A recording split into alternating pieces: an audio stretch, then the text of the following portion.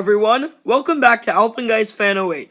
Today, I'll be reviewing Skyrush at Hersheypark. This Intamin hypercoaster receives a lot of mixed thoughts from enthusiasts. Some people say it's an amazing ride, and some people think it's a very painful and bad hypercoaster. But what do I think? Before you find out, I'd like to give a shout out to Capital Coasters. Now, let's dive into the review. As always, the first category I'll be talking about is the stats category. Skyrush has some very solid stats. It has a height of 200 feet, a max speed of 75 miles per hour, and 3,600 feet of track. These are definitely good stats.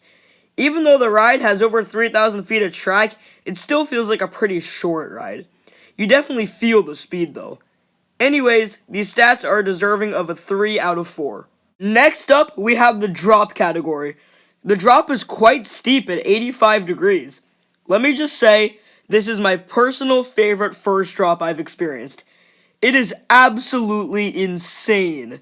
After a very fast cable lift, you absolutely fly over this drop.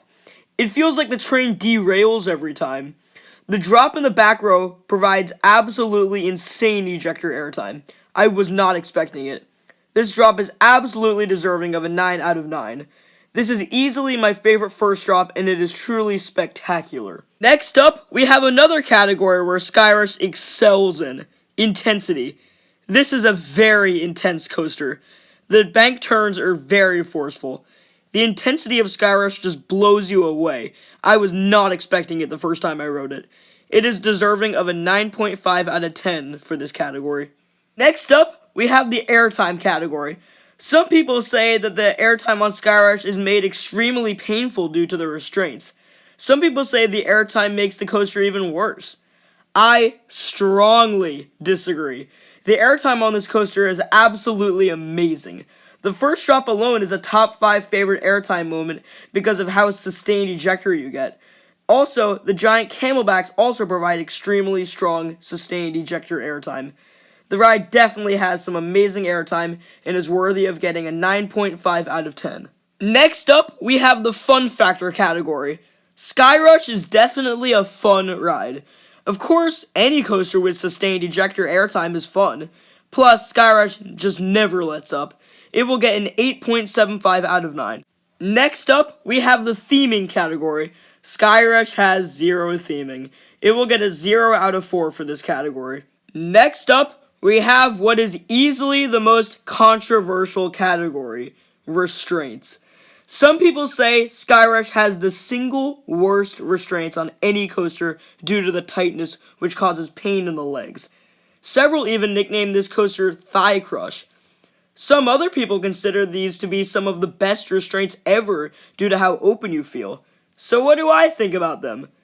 I'm sorry to everyone who hates these restraints, but I like them due to how open you feel. These restraints do cause some pain to the legs, but it isn't nearly as bad as the thigh crushing on something like T3 at Kentucky Kingdom. I even think Magnum XL200 has more thigh crushing than Skyrush.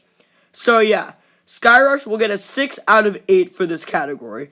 This category really depends on the rider themselves. A tall person would definitely find these restraints more painful than someone like me. Anyways, enough talking about these restraints. I like them.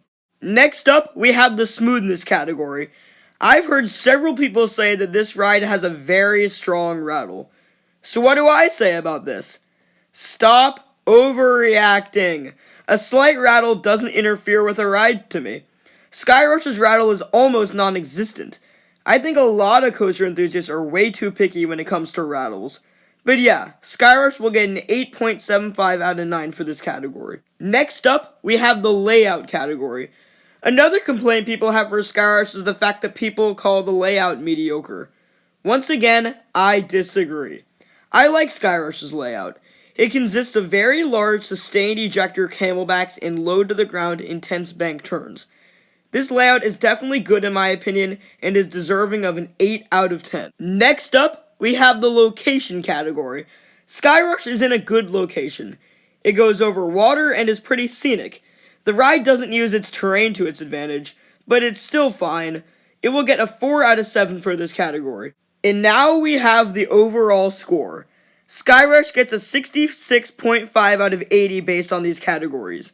When we base this out of a factor of 10, it gets an 8.3 out of 10. That is a very good score. However, that is definitely lower than my personal score.